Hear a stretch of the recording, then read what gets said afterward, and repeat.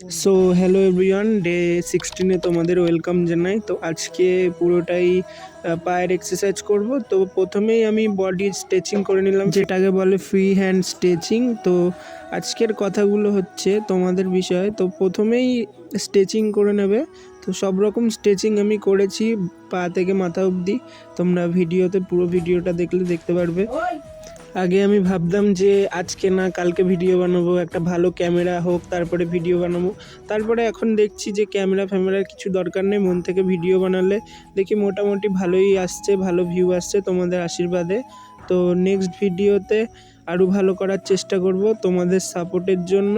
কিন্তু যা করার সবসময় মনে রাখবে যে আজকেরটা আজকে করব, কালকেরটা কালকে। তো সবসময় ভাববে না যে কালকে করব, আজকে না আজকে থাক, আজকে না কালকে। এরকম করলে তুমি লাইফে এগোতে পারবে না। তো আমার যেটা এক্সপিরিয়েন্সে মনে হলো আমি সেটা বললাম।